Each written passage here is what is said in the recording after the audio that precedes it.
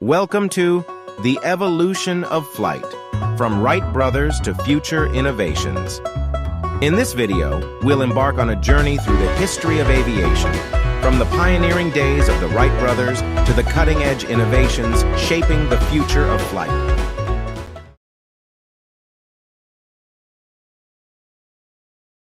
Our story begins with two bicycle mechanics who dared to dream of the skies. In 1903, Orville and Wilbur Wright achieved the impossible, launching the era of powered flight. Their invention paved the way for a series of breakthroughs that would change the course of history. A film made in 1903 recalls the first flight of this primitive biplane making aviation history. As the two brothers prepare to attempt the first catapulted takeoff, man's age-old dream of flight becomes a reality.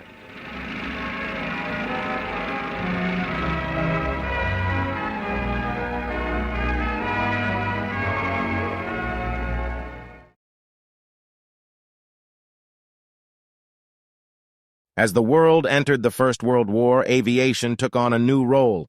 Biplanes and triplanes became symbols of aerial combat, with daring pilots engaging in dogfights high above the trenches. Came when it was time to go up and apply what had been learned in ground school. Very few had ever ridden in an airplane, and the first flight was an experience that each cadet would remember in a different way.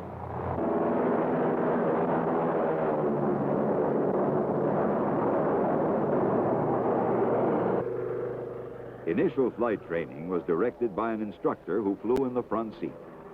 His job was to teach the student the do's and don'ts of flying, such as how a plane got into a tailspin and how to recover safely before crashing.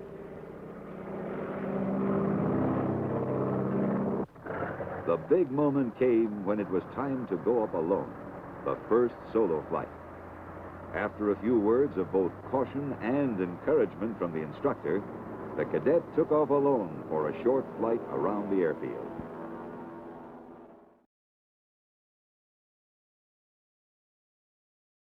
But the fascination with flight didn't stop at our planet's atmosphere.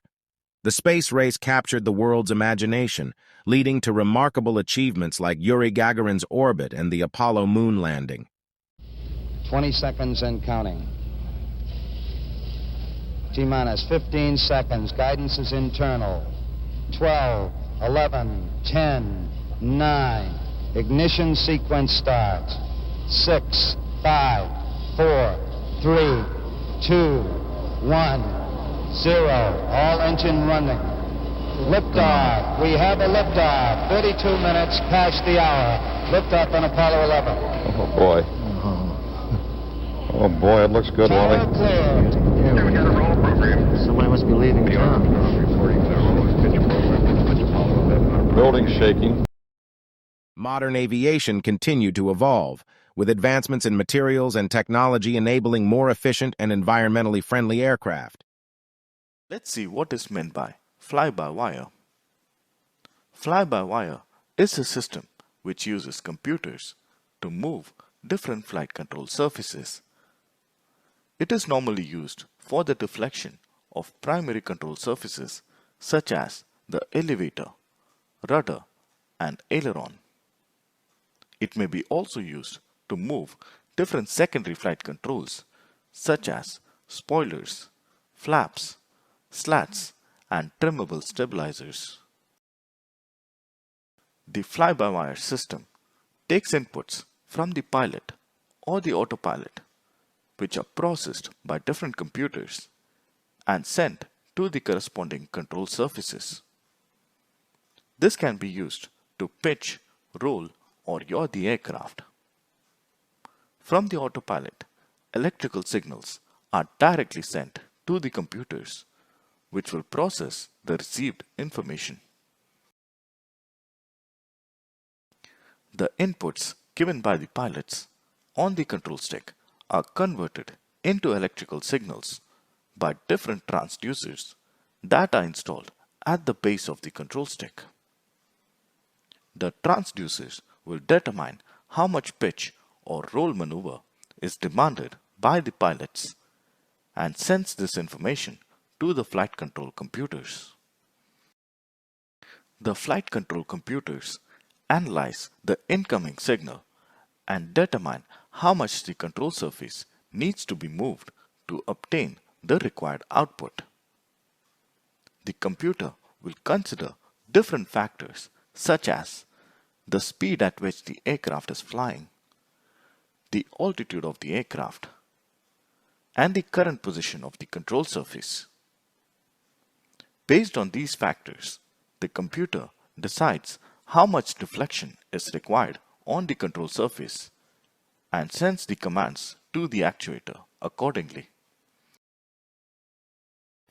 After the control surface is deflected, the computer receives a feedback signal from the control surface. The computer now has information on the actual position of the control surface. This is compared with the response of the aircraft. This is done by getting information from different air data computers which are connected to the aircraft's pitot and static tubes. This is extremely essential in flying the aircraft safely. Today we stand on the cusp of a new era in aviation. Electric and hybrid aircraft promise cleaner skies, while supersonic travel seeks to shrink the world once again. Next on this list is the Flying V, a project under development at the Delft University of Technology in the Netherlands in partnership with KLM and Airbus. At first, you might think that this is yet another blended wing design that we have seen from both Boeing and Airbus, but without the middle of the plane. This design choice will save around 20% more fuel burn to the nearest other fuel-efficient plane. This concept aircraft flies passengers inside the wings as opposed to the wings becoming part of the plane itself. It has a capacity for 314 passengers seated across business and first class. There are effectively 2 passenger cabins, one down each leg of the V shape. Each cabin is 6.1 meters wide that can have economy passengers in a twin-aisle 10-seat configuration. But what does it look like on the inside? We actually covered that in our previous video on aircraft cabins, but it could have everything from bunk beds to hanging swinging chairs. So far, the scale mock-up of the plane has been tested reaching up to speeds of 80 km per hour. While the flying is more stable than expected, the landing still poses some problems as the angle of attack needs to be so high. Much like the Concorde. Because of this, the plane needs an extra long front landing gear. And so, the journey of flight continues. An unending story of human ingenuity, courage, and exploration. From the Wright brothers' first flight to the future innovations that await, aviation remains a testament to our boundless curiosity and determination.